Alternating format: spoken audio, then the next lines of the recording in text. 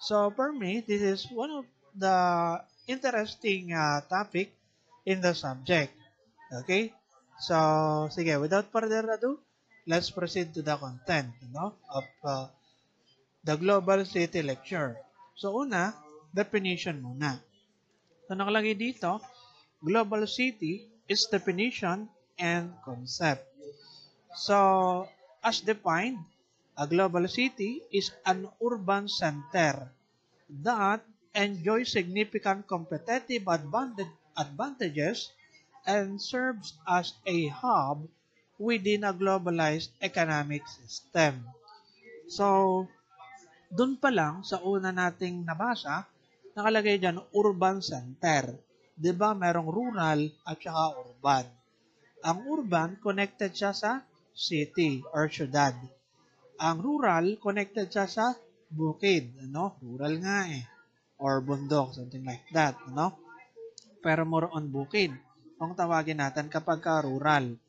Ngayon, our focus is yung city, yung urban, So, dito kasi, basahin ko lang pala muna, sa susunod, link with globalization was the idea of spatial reorganization and the hypothesis that cities were becoming key loci within global networks of production. So, dun pa lang, ibig sabihin, parang, ito daw yung parang pinaka-center na lokasyon, loci, okay?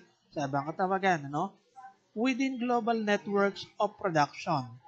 Okay, doon mas aktibo in terms of, let's say, machinery na nagpo-produce ng kung anumang materials, foods, or what, basta related sa production. And also, finance. 'Di ba? Yung in terms of ekonomiya, dito sa city or global city, doon, yung parang ating binibigyan ng emphasis. And telecommunication. In some formulation of the global city thesis, then such cities are seen as the building blocks of globalization. So kumbaga, ito yung nagbubuo sa tinatawag nating globalization, itong global city na tinatawag, or city. Okay. As such, New York, London, and Tokyo can be identified as global cities, all of which are hubs of global finance and capitalism. So, kumbaga, itong mga nabanggit na mga city like Tokyo City, London City, New York City, so sila ay may tuturing na global city. Kasi nga, sila daw yung hubs of global finance and capitalism. Meaning to say, sila yung parang center nga ng mga related sa ekonomiya, global finance, and capitalism. Parang ganon, Mamaya, ating masyadong bibigyan ng emphasis or maganda pang paliwanag or detalyado na paliwanag about sa global city. So, sa dictionary kasi ganito nakalagay or sa isang reference pala nating nakita, kapag sinabi natin global city, they are places that create exciting fusions of culture and ideas. Places that generate tremendous wealth. Okay, itong global city or world city na binabanggit, And also, dito sa ibaba, world city, ang ibang katawagan sa global city is world city. World cities are categorized as such based on the global reach of organization found in them. So, para masabi natin world city or global city, kailangan titingnan din natin kung gaano kalawak yung sakop ng, let's say, New York, London, and Tokyo, and yung iba pang may tuturing na global city. Okay? So, gaano kalawak yung sakop nito in terms of, let's say, for example, economy. And also, in terms of, let's say, for example, politics. Okay, mga ganon. So, at saka iba pa, So, we're talking about that, sa global city.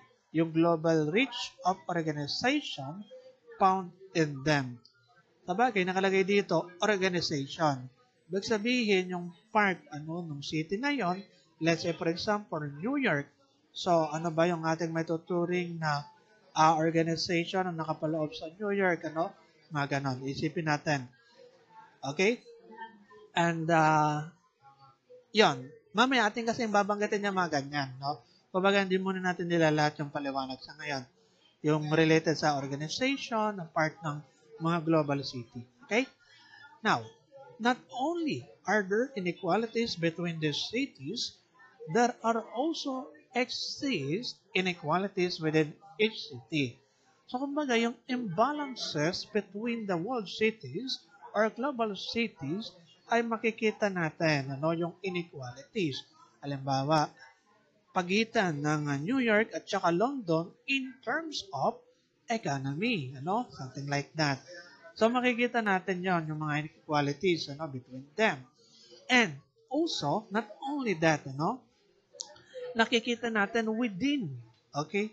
Within the city. Parang ganon, Diba? Within the part ng New York City, doon sa nakapaloob doon, diba?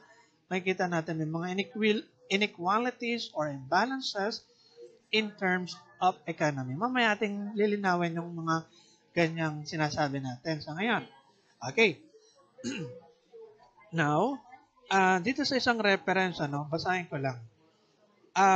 Although cities are major beneficiaries of globalization, Bauman, or yung tao to, or researcher, Bauman, 2003, claimed that they are also the most severely affected by global problems. Okay? Itong tinatawag nating global cities or yung cities pala, na connected sa globalization. Ulitin ko lang, although cities are major beneficiaries of globalization, Bauman 2003 claimed that they are also the most severely affected by global problems. Therefore, the city faces peculiar political problems wherein it is often fruitlessly seeking to deal locally with global problems, and local politics has become hopelessly overloaded. Kasi nga, kapag kausaping city, world city, or global city na ating binabanggit, so sila yung parang pinaka-naapektuhan sa paggalaw or sa impact ng globalization. Parang ganon, Um, ganon lang naman ang idea. Pero sila din yung parang pinaka nakaka-benepisyo, sa impact ng globalization. Yung mga city or global city kung tawagin natin, di ba? Okay? Next. Alternatively, these cities can be seen as important nodes in a variety of global networks. So now, I think let's proceed to the next. By the way, dito pala sa kabila lang natin na reference, nakalagay lang ganito. The rural-urban differentiation has a significant relationship to globalization. I repeat, the rural-urban differentiation has a significant relationship to globalization. Rural economies are exposed to low prices and mass migration. Yung mga ganun. Anyway, moving on. So, dito na tayo sa tinatawag nating indicators of global city. So, by the way, yung ating binanggit kanina, di ba, we have New York, London, Tokyo. So, those concept of global cities was used to describe as economic center that control over the world's political economy. So, yon. Ito na nga, una, seats of economic power. So, para masabi natin na ito ay global city, kailangan may mga indikasyon or indicators na tinatawag natin. Una, we have New York. New York may have the largest stock market in the world. But Tokyo houses the most number of corporate headquarters, 613 company headquarters as against 217 in New York, its competitor. So, the thing is, ganito yan. Ito, paliwanag natin ng detalyado, no? And based dun sa ating knowledge. Kumbaga, dagdagan natin ng something advanced knowledge, Itong masasabi natin related sa economic power yung New York, Una muna New York. Alam nyo kasi, itong New York ay una sa lahat, it is the most populous city in the US. Siyempre, ito yung parang ang idea, pinakamaraming tao, Okay, sa part ng US. 'Di ba merong mga, let's say, Washington, D.C., New York, Chicago, Los Angeles, ano pa ba? Yung mga part ng US, 'di ba? Ngayon, yung New York daw is the most populous city in the US. And in connection to the most populous, ibig sabihin, connected siya doon sa trading. So, na sinasabi natin, largest stock market in the world. Alam nyo kasi ito, New York, may tinatawag tayong New York Stock Exchange.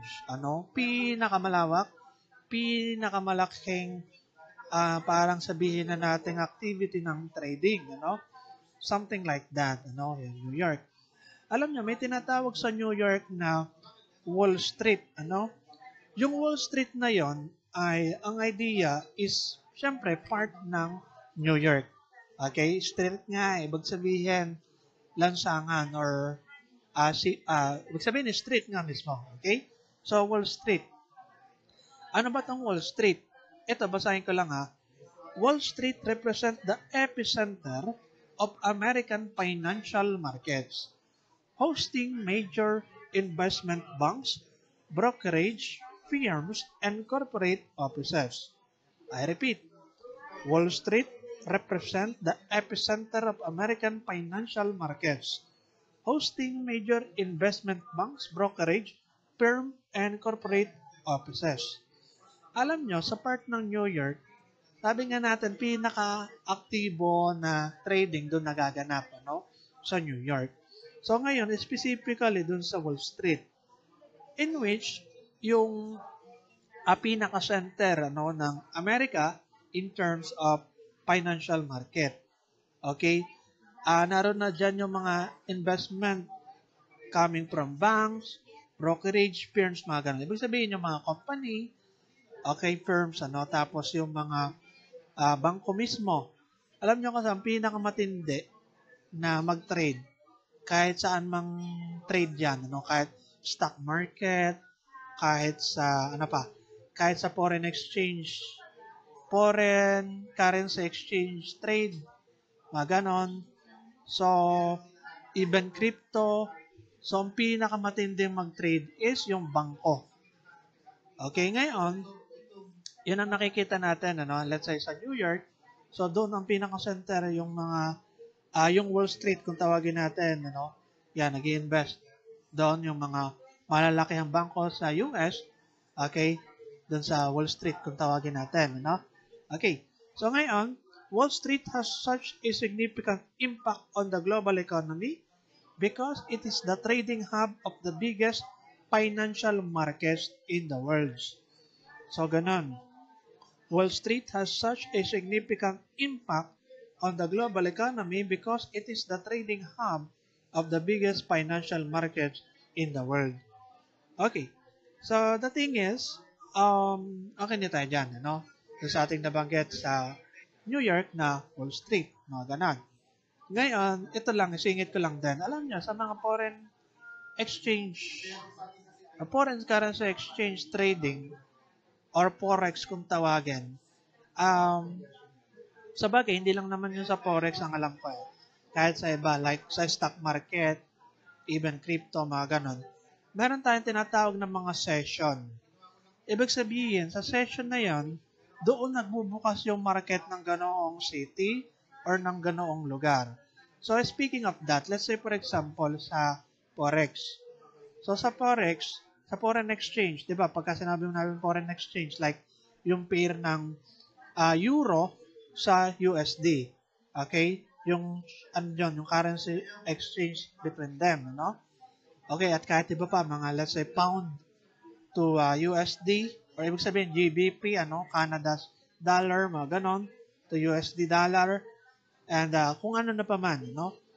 So, ngayon, meron tayong tinatawag na session. Ito sinasabi ko, medyo advanced lang to ng content na knowledge, in terms of sheets of economic power kasi ang binabanggit na related sa mga trading, sa mga stock market, foreign exchange, something like that, and even crypto. So, ang alam ko, pagka ganitong oras, umaga, okay, nagbubukas yung market, okay, let's say for example sa Forex, foreign exchange, at around 6 a.m., something like that, So if I'm not mistaken. And during that time, ang parang unang magbubukas is yung Asian session. Okay? Dagdag knowledge lang to. Asian session. Okay? Pagka mga 6 a.m. And then, pagka mga 3 p.m., so, dyan na magbubukas yung tinatawag natin na, if I'm not mistaken, New, New York, Okay? Something like that, or London. Or maalin man, So, at around 3 p.m. Tapos, pagka mga 8 p.m., yan. London or New York. Maalin man sa dalawa, no? Something like that. So, bakit ba natin yung sinasabi? Kasi nga, ito yung mga pinakamakakapangyarihan naman when it comes sa economy. Yung New York, tapos yung Asia, tapos London, okay, mga ganun, etc. So, yun lang. Atin lang siningit. Dagdag ka lang. Next, yun na nga, given na New York may also have the largest stock market in the world. But Tokyo houses the most number of corporate headquarters. 613 company headquarters as against 217 in New York its competitors. So, alam nyo kasi ang Tokyo, Japan, part ng Japan. Ano nga yun? So, nakalagay dito kasi is most number of corporate headquarters. Doon yung mga pinakakilala or naglalakihan na mga company or corporate headquarters kung tawagin natin. Let's say, for example, yung sa sasakyan, Toyota, Honda, Mitsubishi, Nissan, mga ganon, So, in that way, sa Tokyo pala yung parang headquarters niyan. Okay? And speaking of headquarters, ito tandaan nyo. The location of headquarters is also significant to determination of global cities. Take the note nyo na lang the location of headquarters is also significant to determination of global city.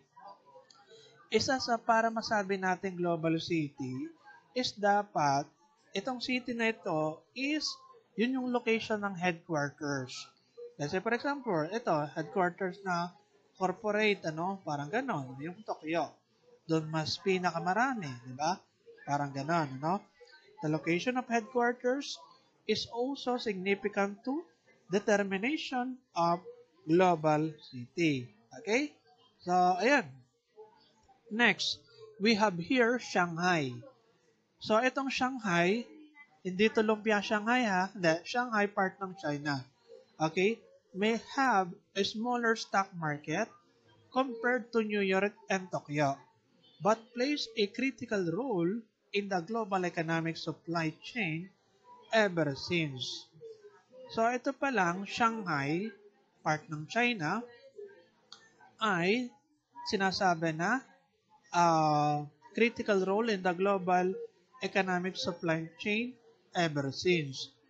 China has become the most or the manufacturing center of the world. So, yun yung parang pinaka-keyword, Manufacturing center of the world. Shanghai has the world's busiest container port, moving over 33 million container units in 2013. Alam nyo kasi sa China, kung mapapansin ninyo, di ba, nakalagay dyan, become the manufacturing center of the world. Yung mga made in China na product, di ba? So, nakikita natin around the world. Okay, so given na sa atin, sa bansa natin, kapag bumibili tayo ng mga kung ano mga gamitan, kalimitan or marami, is nakalagay is made in China. Okay, kasi nga, yung China, ang pinaka malawak o pinakamalaking manufacturing center of the world. Okay? So, yan. Manufacturing center of the world, yung China. Shanghai has the world's busiest container port. So, yung container port na binabanggit dito is related dun sa mga cargo containers that are transshipped between different transport vehicles. Ibig sabihin, kapag ka nagkakaroon ng mga delivery or shipping, so nagmumula, let's say, sa iba't ibang vehicles. Like, for example, sa bus. Or hindi pala sa bus, sa truck pala. Okay, mga ganun, sa truck. Okay, tapos itatransfer sa barko. Parang ganun, ano? So, ngayon, Shanghai as the world busiest container port, moving over 33 million containers units in 2013. Kasi nga, halimbawa ganito, kapag kayo na-order online, let's say Lazada, Shopee, Amazon, sabagay, ang Amazon ay pang ibang bansa. No? Pero commonly sa atin, Lazada, Shopee, kung mapapansin ninyo, kapag international, okay, yung base noon, nung inyong in-order na product, lagi yung dadaan sa China. Di ba? Kita nyo? Kumbaga ang tagal bago dumating kapag international, kasi nga China pa eh. Ang tagal pa bago ma-process, ano? So, may mga taga-check doon ng mga product, ano? Okay, kung okay ba, na bago to i-release, papuntang, let's say, Philippines, mga ganon. Siyempre, may mga quality checker dyan, kumbaga, kung tawagin natin, no? And, yan, sa Shanghai, China, world busiest container port, yung mga delivery, yung mga shipping, mga ganyan. So, anyway, pagka mga made in China, kalimitan parang pangit ng product nila. Hindi naman natin sa minamasama yung China, pero pansin ko lang din sa paglipas ng mga nagdaang panahon, pagka galing China, hindi siya ganong katibay. Okay, parang ganon, di ba? Madali daw mawasak. Tunay naman yon. Pagka made in China yung product, no? Actually, bumili nga ako nung i-share ko lang. Bumili ako nung galing sa China. Parang mask siya, face mask. Ngayon, sobrang nipis, Sabi ko, tigba 20 lang to, kumbaga sa Tagalog. Sinagot ko yung seller. Parang tigba 20 lang to, baka to 100. Kumbaga, pinababalik ko, pinare-refund. Ay ngayon, syempre, automatic, wala pang isang minuto na refund na kagad yung aking ginastos na 100 plus, 150 yata. Ay parang tigba 20 lang sa sobrang nipis, mga ganun. Made in China. So, mga ganun, di ba? Kahit ano man, like, ibang mga product. Pero hindi naman lahat. Pero mostly, pagkagaling mga China na product, parang madaling mawasak. Hindi naman natin minamasama ang China, ha, syempre. Okay? So, ayun. Anyway, so we're talking about, yung mga economic power, So, sige, next. Malamang meron kayong mga kagamitan na made in China. Mga ganun. Anyway, centers of authority. So, sa centers of authority, we have here Washington, D.C. may not be wealthy as New York, but it is the seat of American state power. So, yung Washington, D.C., hindi siya ganun kayaman, katulad ng New York, Di ba, alam naman natin, yung New York is the parang center ng financial market, okay, sa Amerika. And parang pinakamalaki nga na parang trading activity sa buong mundo, di ba? Sa New York, which is tunay naman. Ngayon, yung Washington, D.C. is said to be the capital of the U.S. Pero hindi siya pinakamayaman, kundi yung New York. But the thing is, dito sa Washington DC, in terms of the center of authority, naroon daw yung seat of American state power. Ibig sabihin, dyan nakapaloob nga, or dyan nakatalaga, no, yung mga White House, the Capitol Building, or yung Congress, the Supreme Court, the Lincoln Memorial, and the Washington Monument. Ibig sabihin, yung sa White House, doon nakatigil yung president. Whereas sa atin, sa US kasi yan, sa atin, isa, Malacanang Palace. Tandaan niya na, okay, yung analogy dyan. Tapos, yan, Capitol Building, yun ang Congress nila. Lower chamber, di ba? Kapag ka sinabi natin Congress, di ba meron tayong upper chamber and lower chamber. Ito lang, i-recall ko lang sa usaping politics government. Kapag ka higher chamber or upper chamber, we have the Senate. Okay? We have the Senate, the Supreme Court. Yan ang alam natin. Whereas kapag ka lower chamber, Kongreso, no? So, yung, let's say, Senate, sila yung tagapagawa ng batas, legislative. Okay? So, yun ay upper chamber. Whereas yung lower chamber, we have Congress, more on, yun nga sa Kongreso, mga House of Representative, okay, in which sila yung nag-aano ng mga bill, okay, bill of ganito, na paano kala, hindi pa yung talagang batas, pero bill lang siya, no? Parang kumbaga hindi pa official na ganun, na malawakang batas, yun ang point natin, pagka bill. Okay? So, ayun. Anyway, yan naman ay siningit ko lang, no? And then, we have here, Supreme Court, related to sa tawag dito. Well, ito ay upper na rin, pero ito ay ano na, judicial. Judicial to. Supreme Court judicial. Okay? Parang ganon. Judicial. Parang sila yung nag-a-approve. Okay? Ng mga batas or something like that. Itong legislative tagagawa, ano? Which is yung mga senador, judicial, Supreme Court, something like that. Related dun, okay, kapag yung Supreme Court, tagalitis, di ba, mga ganun. So, sa ibang banda rin kasi sila yung nag-ano sa batas din, parang nagpapatupad ng ganito or what, ano. Pero, yung executive, yung president, sila pala yung taga-approve. Parang ganun. Okay? Ang Supreme Court, tagalitis, okay? And then, yung executive, yung president, is yung taga-approve naman ng batas. Parang ganun. Diba? Executive. Yan. Yan naman ay singingat ko lang ha. Sa tunay, hindi ko naman dapat yung ilagay or sabihin, ano. Akin lang kung magdagdag kaalaman. And then, the Lincoln Memorial and the Washington Monument. Yan. Part yan ng Washington, D.C.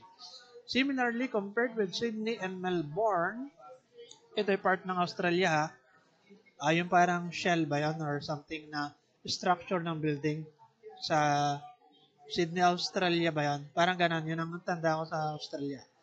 Tapos, yung Canberra is a sleepy town and thus is not as attractive to tourists.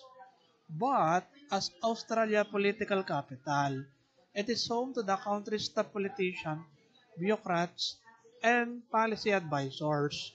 So, yung pala yon sa Canberra, yun yung capital city ng Australia.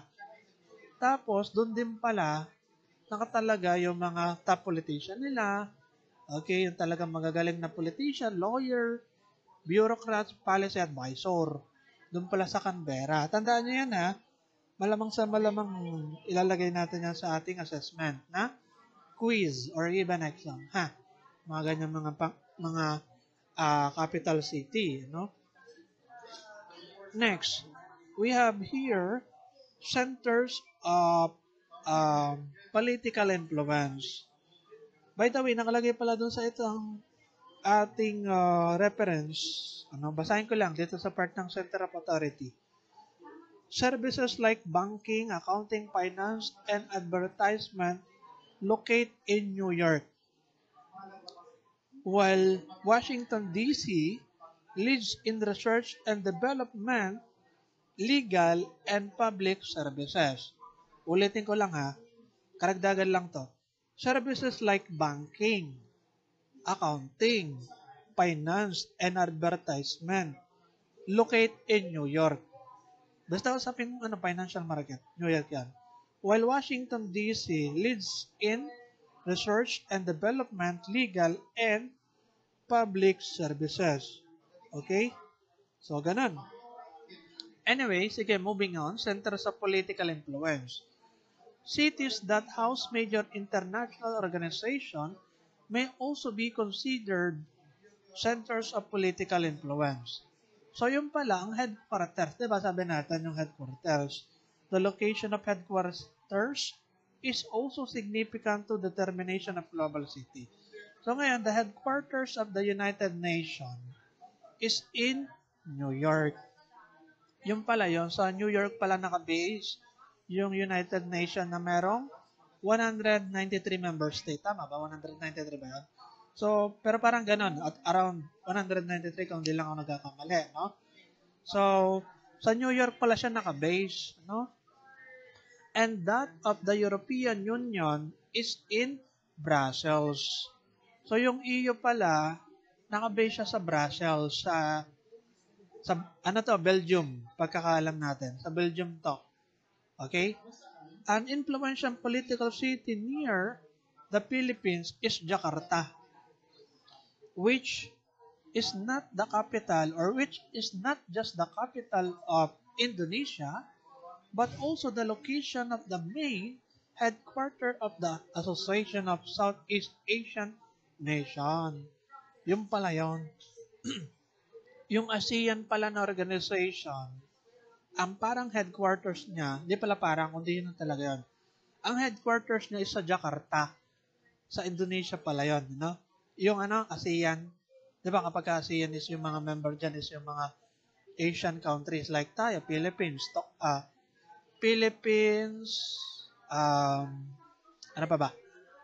Hindi ko alam kung Tokyo, even China or something like that. Basta mga kalimitan sa mga Asian countries, part ng ASEAN, no? Association of Southeast Asian Nation. Parang ganun, ha? Next, powerful political hubs exert influence on their own countries as well as on international affairs. The European Central Bank, which oversees the euro, the European Union currency is based in Frankfurt. Yung palang European Central Bank, nakabase siya sa Frankfurt, Germany. Yon. So, Germany yan, ang alam natin. Okay? So, ayun lang, yung ating masasabi. Sige. Okay, so now that we are done with the seats of economic power, centers of authority, center of political influence, so let's proceed to the centers of higher learning and culture. So, para masabi natin na global city, okay, dapat isa na rin is centers of higher learning and culture. Sa bagay, ito naman ay parang ang idea is, alam mo, in terms of economic, masasabi ka ng global city kung sa bansaan mo na yon, sa city na yun is pinakamakapangyarihan o pinaka-aktibo na ekonomiya, no? Sa buong mundo, no? Something like that. So ngayon, anyway, moving on. Number 4, centers of higher learning and culture. So nakalagay dito, a city's intellectual influence is seen through the influence of its publishing industry. Many of the books that people read are published in places like New York, London, or Paris. The New York Times carries the name of New York City, but it is far from being a local newspaper. So, the thing is, unang-muna, let's say, yun ang nga lang mga publishing industry, So, sa New York, laging bida ang New York, New York, London, or Paris. So, sa New York, meron tayong tinatawag na New York Times. Diba, yung New York Times is a domestic, local, and also international newspaper. Parang ganon. New York Times. Pero kalimitan, yan ay para sa, let's say, sa part ng US, domestically or locally, sa New York or sa US. So, New York Times, Actually, New York Times, kahit sa atin ay, tayo ay nahagip niyan, mga ganyang balita, minsan. Okay? So, people read it not just across America, but also all over the world. One of the reasons, okay, so yon, and ito, dagdag lang, one of the reason for many tourists visiting Boston City, sa US, is that they want to see Harvard University, the world's top university. So, kaya daw kung bakit yung ibang mga tao ay gustong bumisita sa Boston, sa part yan ng US, ay para ma-bisita yung Harvard University, na world's top university, Okay. Pagkakaalam ko lang to, sa nabasa ko recently nung last year yata yan, parang MIT yata ang pinakauna na ngayon na university, tapos sumunod pa yung Harvard University, Parang ganun, So anyway, top university pa rin naman yung Harvard, So anyway, kaya kung alam niyo, kung titingnan natin sa Harvard University, sa video sa YouTube, para bang ginaya yan ng, let's say, for example, University of Philippines, yung parang pagkaka-structure, yung malawak, like, yung mga puno-puno, tapos may parang daanan na malawak, na parang private siya na daanan, syempre, pang University of Philippines siya, na mga student, or taga doon, or what, So, ayun, ganun. Parang ganun ang itsura din ng sa Harvard University. Okay. So, anyway, moving on. Many Asian teenagers are moving to cities in Australia because of the leading language university there. Take down notes na lang, Medyo mahaba lang to. Many Asian teenagers are moving to cities in Australia because of the leading language in universities there. So kapag pala usaping mga top university na nagtuturo ng mga lengguwahe, sa Australia pala yon. Yun daw sabi, based sa ating module, Sa Australia pala yon. Pagka mga language, Okay? Ngayon, dito na tayo. Los Angeles, the center of the American film industry, may also be considered a global city. In terms of film industry, so, ang bida is Los Angeles. Ibig sabihin, ito yung mga pinakamalaking film, sa buong mundo, parang ganon. Kasi nga, yung kasi rin yung indicators ng global city. Okay, yan. American film industry sa Los Angeles. Okay. Copenhagen is now considered as one of the culinary capital of the world, with its top restaurants incommensurate with its size. Ito kasing Copenhagen, part siya ng Denmark, if I'm not mistaken. Yeah, part siya ng Denmark. Actually, capital pala siya ng Denmark, diba? European country. Ngayon, maliit lang tong city, itong Copenhagen. Pero itinuturing siya na global city. Bakit? Kahit sa maliit lang na city, kasi nga, ito ay may tuturing na the capital of the world na culinary, Yung mga nagluluto, restaurant, doon parang isa sa pinaka-best sa Copenhagen. Ang Copenhagen daw is pwede mo daw siyang malibot ng buo in just 30 minutes gamit ang bike. Parang ganon. So, ganun kaliit yung Copenhagen. Pero, the thing is, global city siya. Kasi nga, nakikita na it's top restaurants. Okay? Ganon. Anyway, moving on. Okay na tayo dyan. Manchester, England, in the 1980s was a dreary industrial city. Okay, ibig sabihin parang boring city, Dreary. Okay, or hindi ganun ka-active. But many prominent post-punk and new wave bands, Joy Division, The Smiths, The Happy Mondays, hailed from this city, making it a global household name. Ibig sabihin, yung usaping mga banda, ano, okay, yung mga musician, parang ganun. So, dito pala, no, sa England, Manchester, yun ang sinasabi. Anyway, moving on, dito na tayo. Next. Um, in Southeast Asia, Singapore is slowly becoming a cultural hub for the region. It is now houses some of the region's top television station and news organization. Pagkausaping mga Southeast Asia like mga Singapore, Taiwan, China, Philippines, 'di ba? Mga ganon. So, sa Southeast Asia, ang bida diyan kapag ka mga top television is sa Singapore daw. Yun ang sabi eh. Okay? Singapore. Kapag ka usaping mga cultural hub, okay? News organization. Yan, mga MTV, Southeast Asia.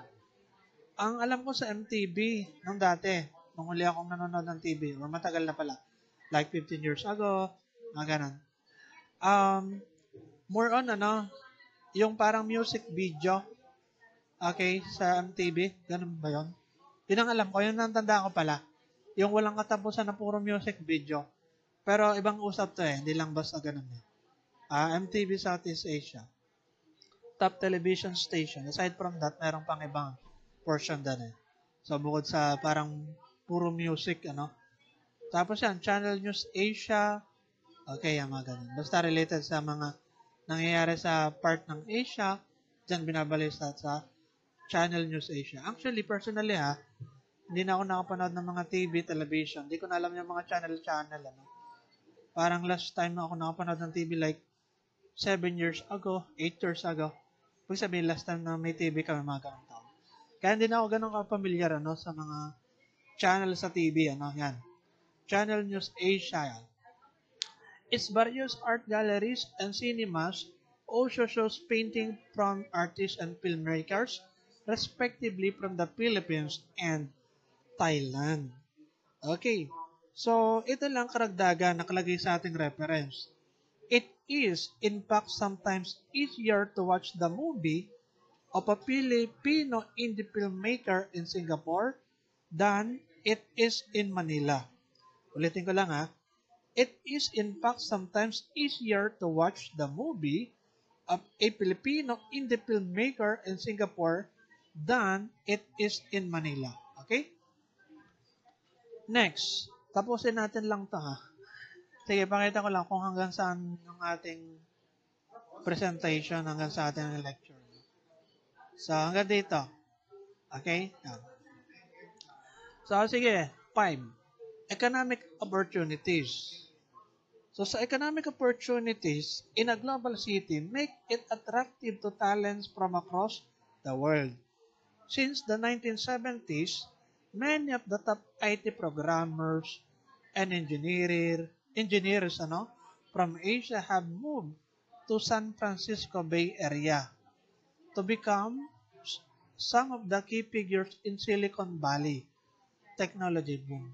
Ang alam ko dito sa Silicon Valley, ito yung parang top na company sa buong mundo. Okay? Di ba, meron tayong tinatawag na Goldman Sachs.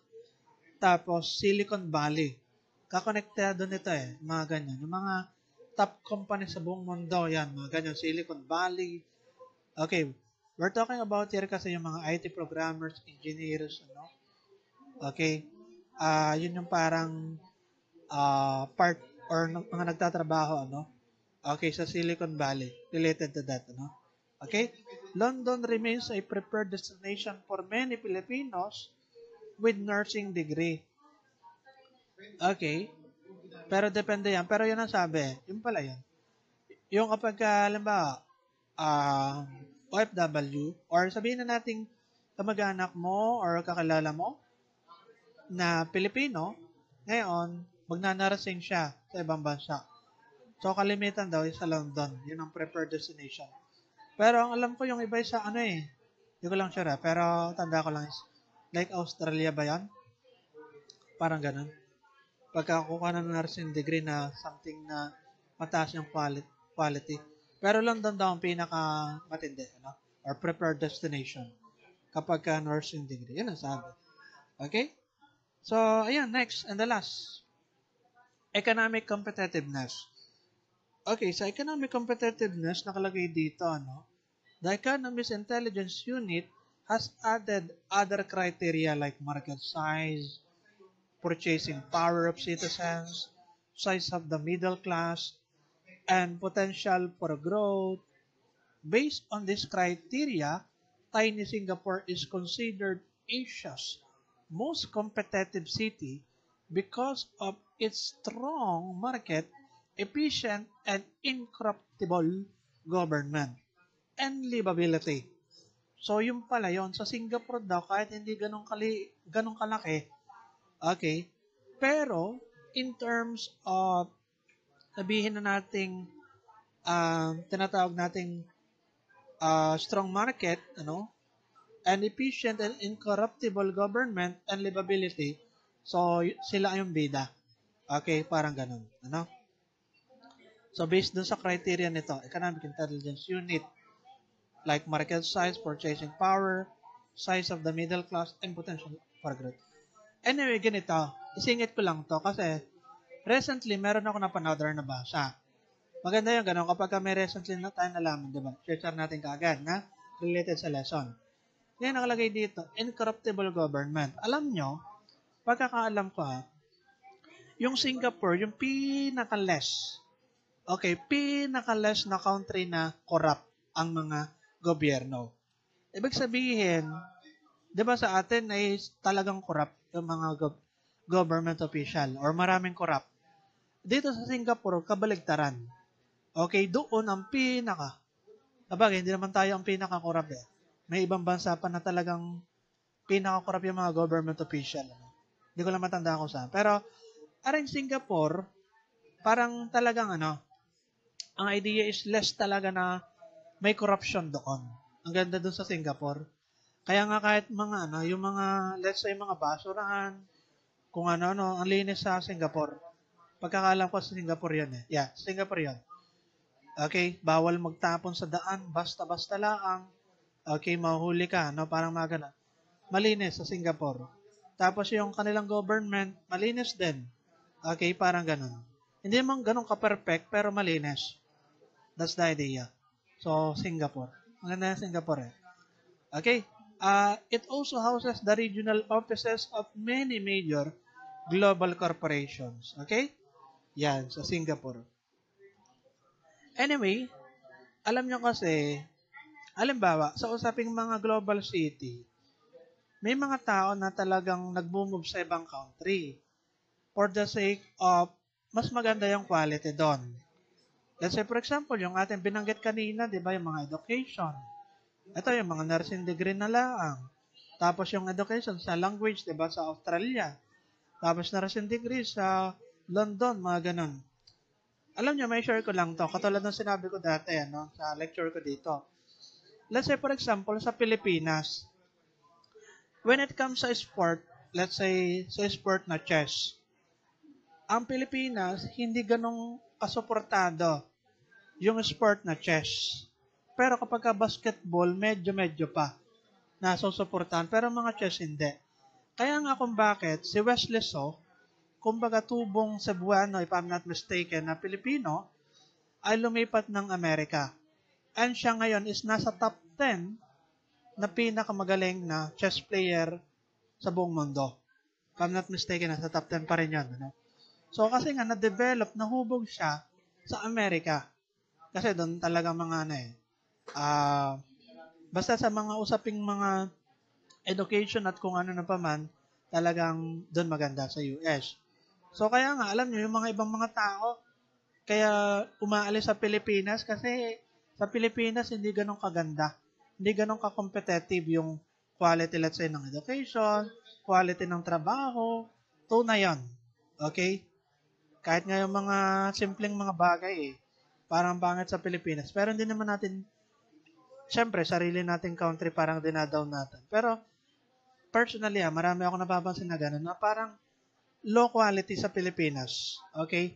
Hindi ko alam kung bakit. Pero, yun siguro, dahil na rin sa government or what, Okay? Sa environment or something. So, yan. Kaya, yun, as always, ating minamaintain yung high quality sa lahat ng bagay. Anyway, ayun, atin lang siningit. Kaya yun, si Wesley So. So, nahubog siya sa US. Talagang gumaling, Okay? Naging world champion sa rapid chess category, parang ganon, etc. So, ang ganda talaga pag sa ibang bansa, Okay? So, mas maraming opportunity, mas Kaso nga lang, magastos. Yun ang problema pag ibang bansa. Okay? So, ayun. Ako nga personally, kung papipiliin sa ibang bansa talaga, pero, syempre, walang budget, Okay.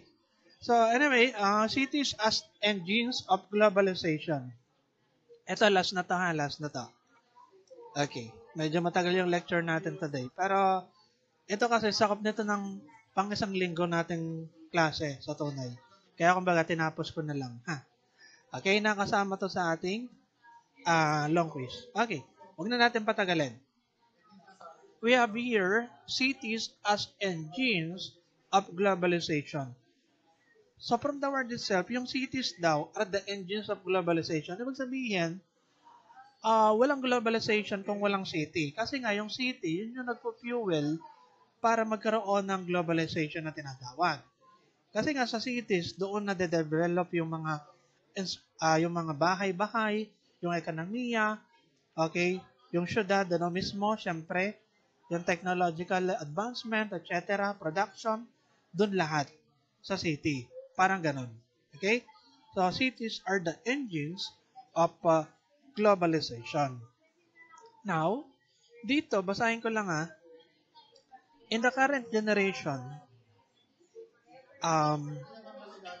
urban life has become the dominant form of human life throughout the world. An increasing number of large cities with population of over 5 million are already identified as global city. Yung pala yun, Pero 'di ba, sabi natin, may iba na city na maliit lang, pero bakit global city 'yon? Pero dito, nakalagay kasi is sabagay 5 millions lang pala to, Din pala to ganun kadami.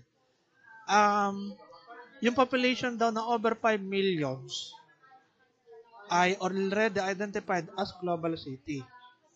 Halimbawa sa atin, dahil sa ating Pilipinas, nasa 120 plus yung population. Sa buong Pilipinas yan, Pero we are talking about city, Let's say, for example, Manila City. Sige, mamaya, bibigyan natin ng pansin nyo. Nakalagay dito, are already identified as global city. Cities are the nodes of global as much as national networks. So, ito lang halimbawa, sa let's say, bigyan natin ng example. Sa Batangas.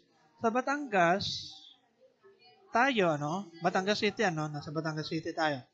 Nasa 352,000 plus yung population natin. So, 352,000 plus. Sa Lipa, 373. Mas malaki pala sa Lipa, Plus yun, okay? So, something like that. So, para magkaroon lang tayo ng figure kung ilan.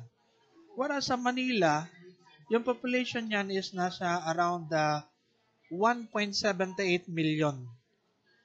Ibig sabihin, hindi pa rin siya global city kasi, di ba, ang category para masabing global city is 5 million. Okay? Parang ganon. Ibig sabihin pala, yung tinukoy natin kanina na maliit na city, yung, Copenhagen, ay dapat nasa 5 million yung population noon. Kasi sabi, global city daw Diba? Yan ang isa sa nakalagay dito. Identified as global city. Okay? Anyway, moving on na. In 2000, there were 18 mega cities, over 10 million. Biruin mo yun, diba, sa isang country, yung part lang nun, yung city lang nun, ay nasa 10 million na yung population, ng dami. Sabi nga natin, sa Manila nga lang diba, Manila. Doon sa Manila City, doon sa city ng Manila, Manila City, 1.8 billion lang yung tao doon, halos, approximate lang. Okay? Whereas dito, over 10 million doon sa city lang ng, let's say, India ba to? Mumbai, India. if I'm not mistaken. Tapos Tokyo, Japan, USA, New York. Yan, yung mga city na yon, over 10 million pala yung mga tao dyan sa city na yun. Ganun kadami, ano? Sa ibang bansa talagang mas malawak yung kanilang population. Had a population in excess of 10 million inhabitants. Greater Tokyo already has 35 million. The Hong Kong Guangzhou area is even larger, perhaps 120 million. Okay, so next, bilisan na natin, ano? The social magnetism of these urban areas is generating larger and denser metropolitan communities. Pagka sinabi natin metropolitan, yung parang mga nagtatayo ang mga building, pagkakalam ko, to the point that they are joining together to become regional conurbation. Basahin ko na lang In 1900, 5% of the world population was urban. Come to think of it, 5% pa lang daw ng world population was urban. Ibig sabihin, at around 95% ng buong mundo noong 1900 is puro mga puno, puro mga halaman, puro mga, basta, bukid, mga ganon. Kasi nga, rural. Ay ngayon, 1900 kasi yon, Pero noong 2007, the count passed 50%. 50-50 na daw, mas umano na, dumami na. Alam nyo kasi sa ibang bansa, may mga pa rin na malawak na rural areas, Something like that, yung mga bukid-bukid, mga halaman, mga puno, mga ganon, something like that. So by 2050, up to 75% is anticipated. Ganun pala yun. Parang majority na daw ng lugar sa buong mundo is urban na. Okay? Parang yun nga, city na. Parang ganun. Okay? Anticipated lang yun 75%. Alam nyo kasi yung mga daanan, yung mga tollway, di ba, pwedeng masabi natin ba yung rural?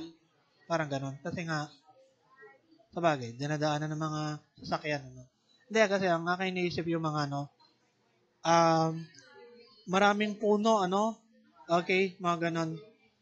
So, doon sa daanan, something like that. Na walang ganong tinatayo ang mga bahay, mga ganun. Yan, pagka-rural. Okay. So, anyway, urban growth is faster outside the Western world. Fastest in the poorest areas such as Africa and the poorer part of Asia. Ganun pala yun. Ngayon ko lang ulit ito nabasa. Yung urban growth daw is faster outside the Western world.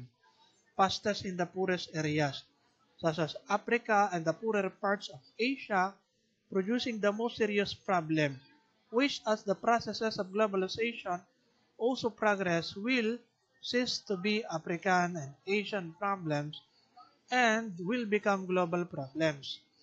Movement into cities increases political voice and participation, as previously isolated rural populations become players on city streets, on the internet, and in migration. Okay, next. Sige, last na to. As the pace of growth accelerates, the distinguishing cultural features established historical cities become diluted. Okay? Sige, basahin ko nga ulit ng slowly.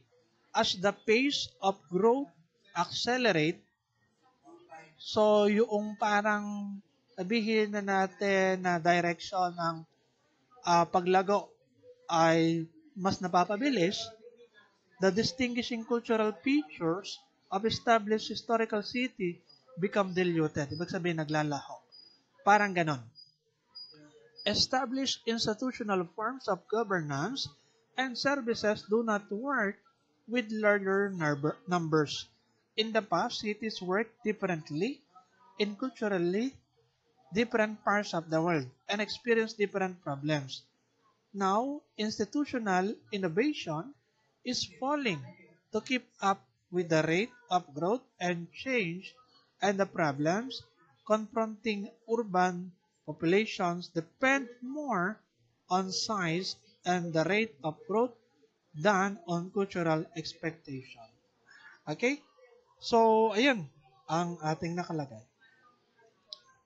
So, nakalagay dito, in conclusion, global cities have control function for world economy, and they are articulation points of the national economy and the world economy. I repeat for the last time.